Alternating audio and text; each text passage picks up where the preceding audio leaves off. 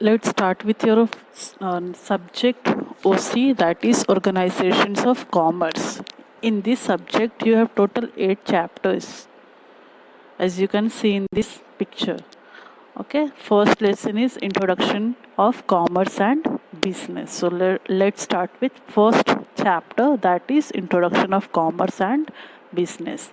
In this chapter, you will learn what is commerce, what is non-economic activities or economic activities.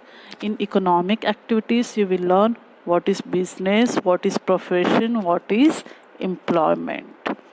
And also you will learn what are the objectives of businesses, what is the role of profit in business organization, what are the types or classifications of businesses, or distinguish between commerce and business. Okay, so let's start with our first topic, that is introduction.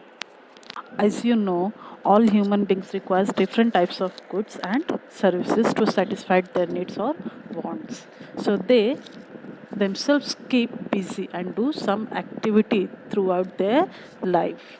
हर एक आपको जैसे कि पता है, हर एक human beings क्या करते हैं, जो भी उनके डिमांड होते हैं, जो भी उनकी ज़रूरतें होती हैं, उसको सेटिस्फाई करने के लिए कुछ ना कुछ वो काम करते हैं.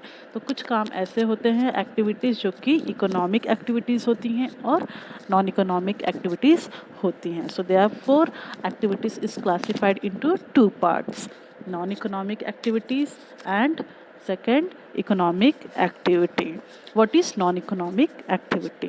Non-economic activities are those activities of human beings which are performed to satisfy their personal, social, religious, cultural and sentimental requirement without monetary expectations.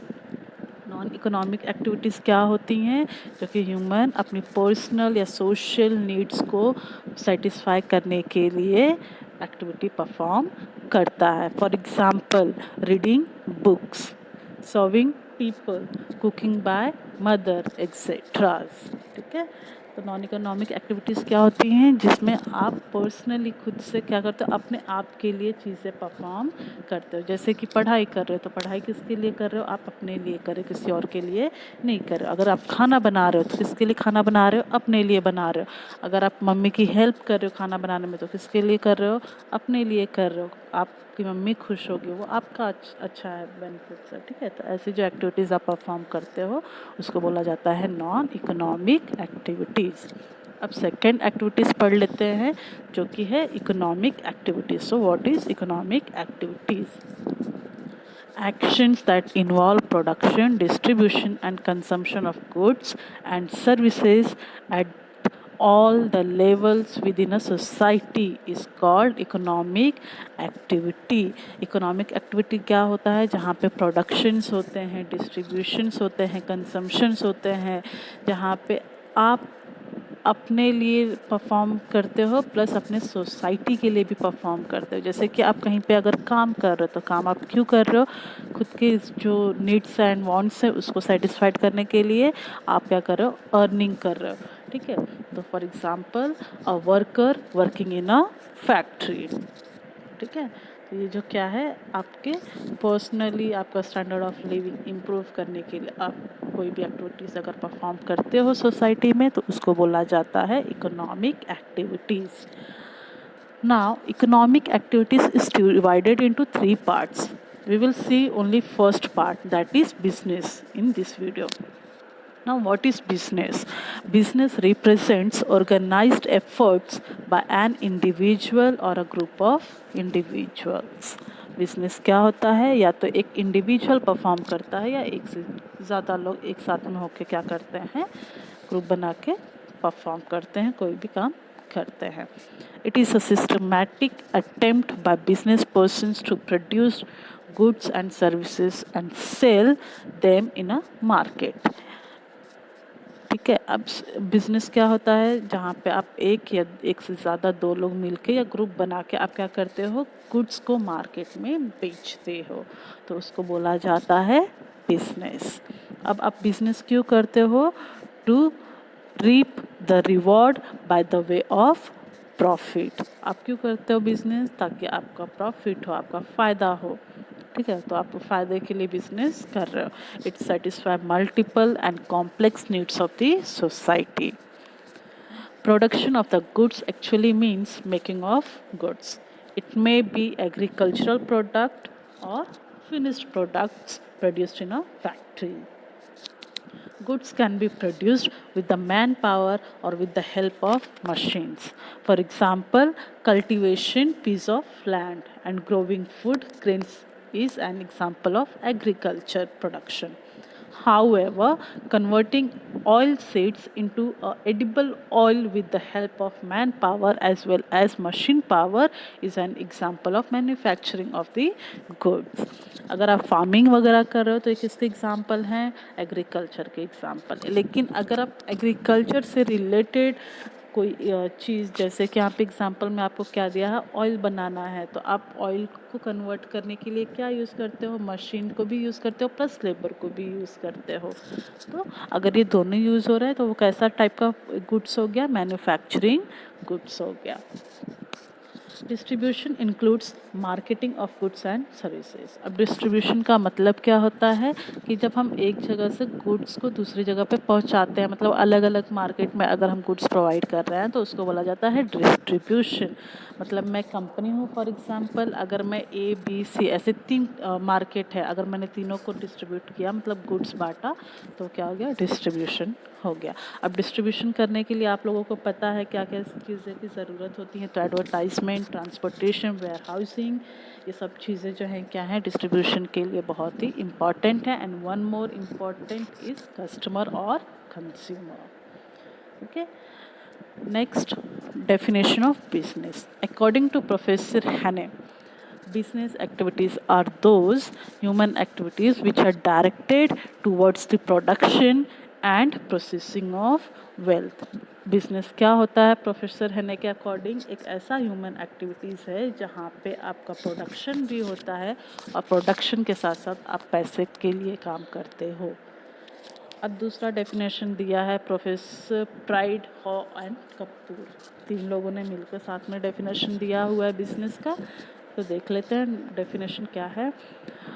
According to professor pride, हॉ and Kapoor, the organized efforts of individuals to produce and sell for a profit the goods and services that satisfy society's needs. अब इन तीनों के according business क्या है? एक ऐसा activity है, human activity है जो कि गुड्स प्रॉफिट अर्न करने के लिए क्या करता है? मार्केट में बेचता है सोसाइटी के नीड्स एंड वांट्स को सेटिस्फाई करने के लिए। ठीक है, next topic is characteristics of business और फीचर्स ऑफ बिजनेस। बिजनेस के क्या नेचर है, क्या फीचर्स है, क्या अच्छी चीज़ें हैं, बिजनेस क्यों करना चाहिए? तो फर्स्ट पॉइंट क्या है आपका यहाँ पे? An economic activity. आप बिजनेस क्यों करते हो? आप अपने लिए तो करते ही हो, प्लस आप प्रॉफिट करने का मोटिव रखते हो।